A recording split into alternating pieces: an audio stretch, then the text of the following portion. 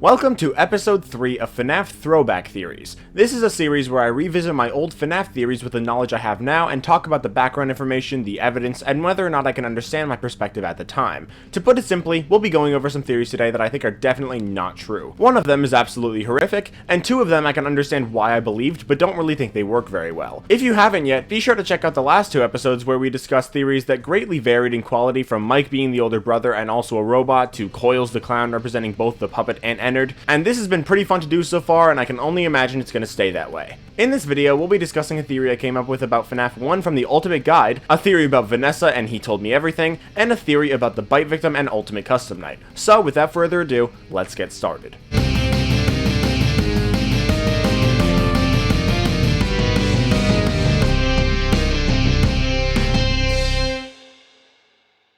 Back in November of 2021, the Freddy Files Ultimate Guide was nearly released and some people had gotten it early, so images of it were being released and it was a big talking point on Discord. A lot of people were using it to form theories, including me. I decided I'd make a series of theories for the book, and I'd written almost an entire script for the first theory, but I wanted the book myself so I could make sure I didn't miss anything. So I went to Indigo to see if they had the book early. Unfortunately they didn't, so I just waited for the book to actually come out in early to mid-December, and a few days later I released a theory called The Hidden Murders of FNaF 1. The idea was that the mediocre melodies were actually present in FNaF 1 prior to the events of the game, and Afton actually murdered 5 more kids, this time stuffing them into the mediocre melodies, prompting the mediocre melodies to get scrapped. This would also explain the mediocre melody masks in Happiest Day and why they exist at all. The idea was that those versions of the mediocre melodies were not the same ones as in FNaF 6. The ones in FNaF 6 would simply be recreations, which is why the blue one exists in Happiest Day, but not in FNaF 6. The main reason for the idea of Afton killing more kids was the fact that the Ultimate Guide seemed to allude to the idea of all 4 FNaF 2 minigames showing different events, since the dead child sprites are different in each one. We already know Give Gifts, Give Life is the missing children incident, and we know Take Cake is Charlotte, the puppet, and we know Save Them is about new kids Afton killed in the FNaF 2 location. So with that in mind, Foxy Go Go Go is the only one left, and since Foxy's missing his legs here, it would make sense to be in the FNaF 1 location where Foxy doesn't have legs, since he does have them in the first Freddy's.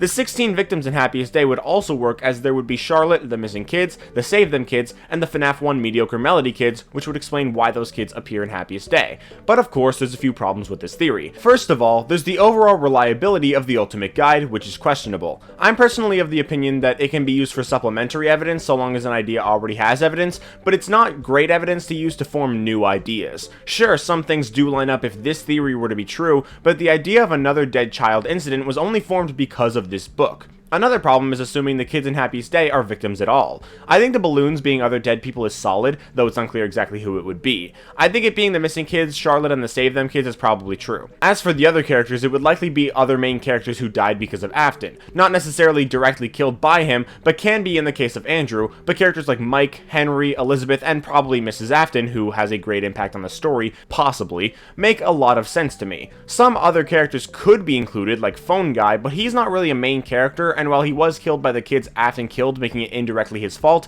he wasn't really a good guy even though he wasn't a villain, and considering the missing kids murdered him, I doubt he'd be a part of their Happiest Day. But those other 5 characters fill up the slots really well, and it'd be a bit weird for them to be left out if there's a whole other 5 kids which wouldn't really have to exist. But the kids that we actually see in Happiest Day, the ones with the mediocre melodies masks, aren't victims, they're just part of the memory. The missing kids in Charlotte, the kids that are actually part of Happiest Day, are shown in black and white, but those kids are shown in color. They're not being freed, they're just a part of the memory. So most likely there aren't any victims associated with the mediocre melodies. Plus, sprites always change in FNaF, and not just in the span of multiple games. Mike's skin color in FNaF 4 changes in some minigames, so the slight design changes of the dead kids in the minigames probably doesn't mean much. So that's the first theory I wanted to talk about. Not a great one, but not a horrible one either. But this next one is really not good. But it is actually strangely an idea that is similar to one that some people actually do believe nowadays. This is the theory that Vanessa is a clone and that she is Vanny, but there's 2 of them.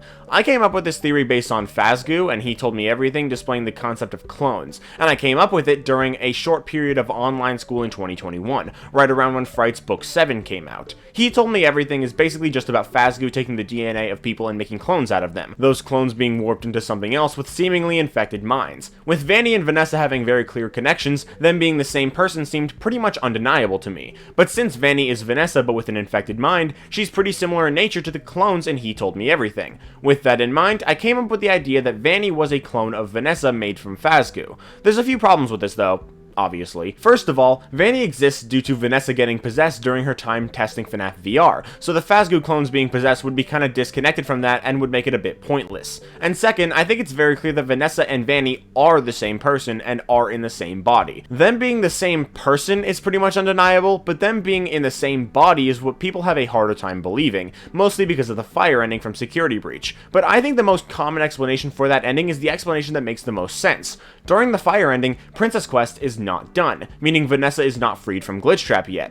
When she dies, her spirit is still attached to Glitchtrap, who is attached to the Pizzaplex. There's also the issue of why she would be up here anyway. Yes, this is a fire escape, but the fire escape is on fire, so instead of going up it, she should have just tried to go down and out the front door, or she should have just gone down the stairs by now. Regardless, why would she just be standing on the roof in the middle of the fire? Also, Vanessa herself is literally evil anyway, so having one good Vanessa and one evil Vanessa does not make sense.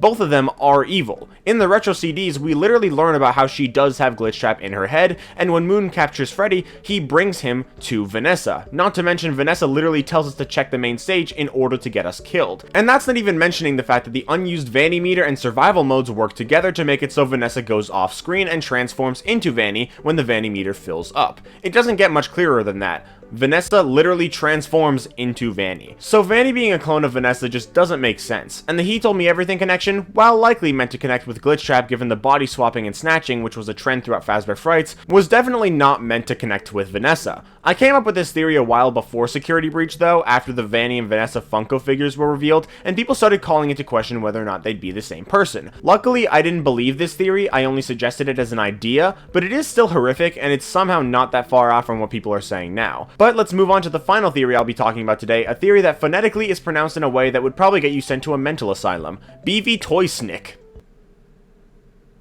It's a great name, isn't it? In case it's not clear, it stands for Bite Victim, the one you should not have killed, which is the theory that, again in case it's not clear, the Bite Victim is the one you should not have killed from Ultimate Custom Night. This is a theory immediately called into question by the fact that Afton is the player of Ultimate Custom Night and the Bite Victim wasn't killed by him, which was one of the major things that made me skeptical of the theory, but I think the evidence for the theory other than that was actually pretty good, at least at the time. For a little while now, I haven't really had a solid opinion on what happens to the crying child after he dies. I have a few specific beliefs about him, but I don't have an opinion on how those things happen, but I used to strongly believe that the Bite Victim was Golden Freddy. Could he still be? Maybe, but like I said, I don't have an opinion on that at the moment. But the point is, I believed Golden Duo back then, meaning the Bite Victim and Cassidy were both Golden Freddy, and I believed Golden Freddy was the one you should not have killed. Originally, I believed that Cassidy was the one you should not have killed, but some of my friends gave me the evidence that the Bite Victim was, and it was actually pretty convincing. I stopped believing the theory not long after, but while I believed it, I made a video on it. Like I said, I was skeptical since Afton didn't kill the Bite Victim directly, but the evidence was pretty good at the time. The Bear of Revenge cutscenes seemed to very much be about the Bite Victim and Michael through things like the bear's birthday being a thing and the fox intending to troll him. Different connections come from the fake translation that you see in-game and from the real translation that you don't see in-game,